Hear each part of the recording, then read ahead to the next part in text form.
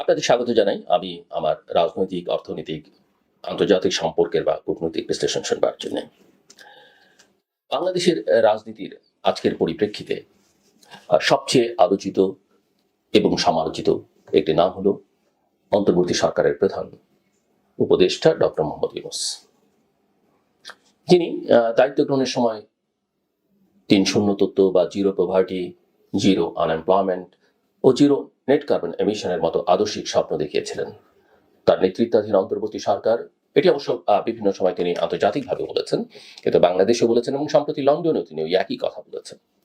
তার নেতৃত্বাধীন অন্তর্বর্তী সরকার 10 মাসে যেন ব্যর্থতার 3টি শূন্যই বাস্তবতায় রূপ দিয়েছে: শূন্য সংস্কার, শূন্য বিচার এবং শূন্য নিরপেক্ষতা। এই সরকারের সবচেয়ে বড় অর্জন যেন দাঁড়িয়েছে নিজেদের নিরঙ্কুশ ব্যর্থতাকে প্রতিষ্ঠা করা। এই ব্যর্থতার গল্প শুরু হয়েছিল আশাবাদের মোড়কে। মানুষ ভেবেছিল দীর্ঘ সময়ের শেখ হাসিনার সরকারের দমন পীড়নের অবসান ঘটিয়ে দেশে গণতন্ত্র, ন্যায় বিচার এবং গ্রহণযোগ্য নির্বাচনের একটা নতুন সূচনা হবে। কিন্তু সময় যত গড়িয়েছে, দৃশ্যপটে উন্মোচিত হয়েছে একের পর এক প্রশ্নবিদ্ধ সিদ্ধান্ত, পক্ষপাতিত্ব, দুর্নীতি আর অদূরদর্শী নীতি। বিশেষ করে ডক্টর ইউনূস এবং তার ঘনিষ্ঠ উপদেষ্টাদের কর্মকাণ্ডে জনমনে তৈরি হয়েছে তীব্র অসন্তোষ এবং অবিশ্বাস। গত 10 মাসের সংস্কারের নামে যা হয়েছে তা যেন শুধুই চমক। নানা নাম দিয়ে কমিশন গঠন, বিদেশি বিশেষজ্ঞদের আমদানি, কিন্তু বাস্তব কোনো অগ্রগতি নেই। গণমাধ্যম সংস্কার কমিশন থেকে শুরু করে রাজনৈতিক সংস্কারের নানা প্রস্তাব বাস্তবতা বিবর্জিত, স্বার্থান্বেষী এবং গভীর পক্ষপাতদুষ্ট। একদিকে যেমন রাষ্ট্রীয় অর্থ অপচয় হয়েছে, অন্যদিকে নীতি নির্ধারণে সাধারণ মানুষের অংশগ্রহণ তো দূরের কথা, প্রকৃত রাজনৈতিক শক্তিগুলোকেও উপেক্ষা করা হয়েছে।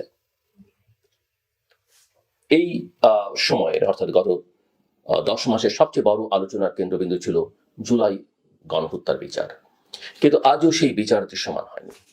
বরং প্রহসনের মতো মামলা দিয়ে প্রকৃত অপরাধীদের আড়াল করবার চেষ্টা করা হয়েছে। একই সঙ্গে নিরীহ মানুষকে হয়রানি করা হয়েছে মিথ্যা মামলার জালে। এতে করে ন্যায় বিচারের আশা যেন মুখ থুবড়ে পড়েছে। রাজনৈতিক পক্ষপাতিত্বের যে অভিযোগ এই সরকারকে ঘিরে ক্রমেই উচ্চকণ্ঠ হচ্ছে, সেটির পেছনে এমন প্রহসনমূলক বিচারিক ব্যবস্থাই দায়ী, এবং এর পেছনে, এই ব্যবস্থার পেছনে সরকার তো অবশ্যই দায়ী। প্রফেসর ডক্টর মোহাম্মদ ইউনূসের নেতৃত্বে এই অন্তর্বর্তী সরকার যেভাবে জাতীয় নাগরিক পার্টিকে, এনসিপিকে অঘোষিত পৃষ্ঠপোষকতা দিচ্ছে, তাতে করে সরকার নিরপেক্ষ থাকার ভানটুকুও রাখতে পারছে না। তার প্রতিফলন দেখা গেছে নির্বাচন প্রসঙ্গে। অতীতে সব তত্ত্বাবধায়ক সরকার 90 দিনের মধ্যে নির্বাচন করেছে, অথচ এই সরকার 10 মাস পেরিয়ে এখনো সময় জ্ঞাপন করছে। প্রথমে বলা হয়েছিল ডিসেম্বর, পরে জুন, এখন আবার এপ্রিলে একতরফা নির্বাচনের ঘোষণা দিয়ে রাজনৈতিক সংকটকে আরো গভীর করা হয়েছে। এনসিপির দল গোছানো শেষ না হওয়া পর্যন্ত নির্বাচন হবে না, এই বার্তাই যেন এখন উন্মুক্ত গোপন। এই সময়টাতে দেশের অর্থনীতিও আমরা দেখেছি বা ছিল তীব্র ধাক্কার মধ্যে। একদিকে ডক্টর ইউনূস নিজে বারবার বিদেশ সফরে ব্যস্ত থেকেছেন। 10 মাসে 11 বার বিদেশ সফর, এক অনন্য রেকর্ড, এবং একটি ছাড়া বাকিগুলো রাষ্ট্রীয় সফর নয়। অন্যদিকে দেশের ভিসা নীতি হয়ে উঠেছে প্রতিকূল। সৌদি আরব, আরব আমিরাত, থাইল্যান্ড, এমনকি ভিয়েতনামও ভিসা বন্ধ রেখেছে। ইউরোপের দরজাও কার্যত বন্ধ। অথচ এই সময়ে তার নিজস্ব প্রতিষ্ঠানের জন্য মওকুফ হয়েছে শত শত কোটি টাকার কর, পাওয়া গেছে বিশ্ববিদ্যালয়ে, রিক্রুটিং এজেন্সির লাইসেন্স, সরকারি শেয়ারে পরিবর্তন। একজন অন্তর্বর্তী সরকার প্রধান ব্যক্তিগতভাবে যেভাবে লাভবান হয়েছেন, তা স্বাধীন বাংলাদেশের ইতিহাসে বিরল বললেও অত্যুক্তি হবে না। এত অল্প সময়ের মধ্যে কোনো চক্ষু লজ্জাও নেই সরকারের।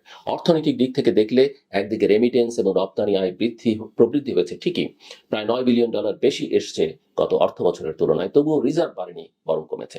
কারণ হিসেবে দেখা যাচ্ছে বিদেশি বিনিয়োগ, অনুদান এবং ঋণ প্রবাহ ভয়াবহভাবে কমেছে। একদিকে $3.61 বিলিয়ন ঘাটতি এই 3 খাতে, অন্যদিকে বাড়তি আমদানি ও সেবা খাতে ব্যয়, এর সঙ্গে যুক্ত হয়েছে পূর্বের বকেয়া ঋণ পরিশোধের দায়। ফলে ডলারের সংকট দূর হলো, রিজার্ভে ইতিবাচক পরিবর্তন নেই। রিজার্ভের পাশাপাশি বিনিয়োগ খাতেও চলছে চরম স্থবিরতা। বিডার বর্তমান চেয়ারম্যানের উদ্যোগ সত্ত্বেও বিদেশি বিনিয়োগ বাড়েনি। আমরা সামিট দেখেছি, ইনভেস্টমেন্ট সামিট দেখেছি। রাজনৈতিক অনিশ্চয়তা, আইন শৃঙ্খলা পরিস্থিতি এবং উচ্চ সুদহার, এই তিন বড় প্রতিবন্ধকতা দেশি বিদেশি উভয় বিনিয়োগকারীকেই দূরে সরিয়ে দিয়েছে। বর্তমানে বেসরকারি খাতে ঋণের প্রবৃদ্ধি নেমে এসছে বিপজ্জনক হারে। 7.50% প্রবৃদ্ধি গত কয়েক বছরের মধ্যে অন্যতম সর্বনিম্ন।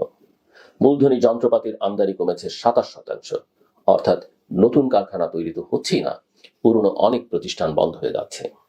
কাজ হারাচ্ছে মানুষ, বাড়ছে বেকারত্ব। সামগ্রিকভাবে দ্রব্যমূল্যের ঊর্ধ্বগতি, মার্কিন ডলারের মূল্যবৃদ্ধি, গ্যাস ও বিদ্যুৎ সংকট, ব্যাংক খাতের দুর্দশা এবং রাজনৈতিক অনিশ্চয়তার চাপে দেশের অর্থনীতি আজ প্রায় অচল অবস্থায়। অথচ এই অবস্থার জন্য কোনো কার্যকর পদক্ষেপ বা দিক নির্দেশনা সরকার থেকে পাওয়া যাচ্ছে না, বরং দেখা যাচ্ছে দায়িত্ব জ্ঞানহীন বক্তব্য, একের পর এক বিতর্কিত সিদ্ধান্ত এবং অযোগ্য উপদেষ্টাদের ক্ষমতার চরম চরম অপব্যবহার।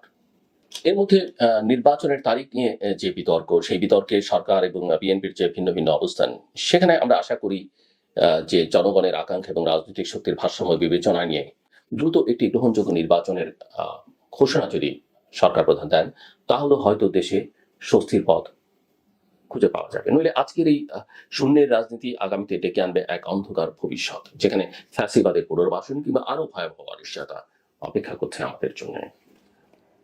বাংলাদেশের সামনে এখন আমার মতে দুটো পথ। একদিকে একটা গ্রহণযোগ্য নির্বাচন, গণতান্ত্রিক প্রতিষ্ঠান পুনর্গঠন এবং দীর্ঘমেয়াদী স্থিতিশীলতা নিশ্চিত করবার সুযোগ। অন্যদিকে পক্ষপাতদুষ্ট শাসন ব্যবস্থার চাপে আরেকটি সামাজিক ও অর্থনৈতিক বিপর্যয়ের দিকে যাত্রা। এখন সিদ্ধান্ত নিতে হবে আমরা কোন পথে হাঁটবো। এক শূন্যের জায়গা থেকে আরেক শূন্যে যাব, নাকি সেই শূন্যতা ভেঙে একটা নতুন সূচনা করব। এটাই আগামী দিনের সবচেয়ে বড় রাজনৈতিক প্রশ্ন, এবং এই প্রশ্নের মীমাংসা বা সুরাহা যত দ্রুত হবে ততই মঙ্গল। শেষ করবার আগে বলি, এটা ফোন সংক্রান্ত একটা এটিকেট। সেটা হচ্ছে, আমি এর আগে বলেছি যে খাবার টেবিলে কথা বলা যতটা সম্ভব ভালো, কিন্তু খেতে খেতে ফোনে কথা বলা সেটা পরিহার করা খুব জরুরি। এবং কেউ মুখে খাবার আছে তিনি যেন কথা না বলেন, সেটা আমি আগে বলেছি। মুখে খাবার রেখে কথা না বলা, আর খেতে খেতে খাবার সময় অন্যের সঙ্গে টেলিফোনে কথা না বলা। আরেকটা প্রবণতা আমি অনেকের মধ্যে দেখি, হয়তো একজনের সঙ্গে অপর প্রান্তে ফোনে কথা বলছেন, বলতে বলতে তার কাছে থাকা আরেকজনকে ফোনে ধরিয়ে দিয়েছেন এই ব্যক্তির সঙ্গে। অপর প্রান্তে যিনি আছেন তিনিও জানেন না হয়তো ওই ব্যক্তির সঙ্গে তার কথা হবে, আর এই প্রান্তে যিনি আছেন তিনিও জানেন না, কিন্তু মনে আছে ওনার সঙ্গে কথা বলেন। এটাও খুব ভালো জিনিস নয়, কারণ যে দুজনকে আপনি ফোনে ধরিয়ে দিচ্ছেন তারা আসলে কথা বলতে কতটা স্বাচ্ছন্দ্য বোধ করছেন বা ওই মুহূর্তে চাইছেন কিনা সেটা বিবেচনায় রাখা দরকার। আমার কথা শুনবার জন্য আপনাদের অসংখ্য ধন্যবাদ। আপনাদের সবার জন্য শুভকামনা।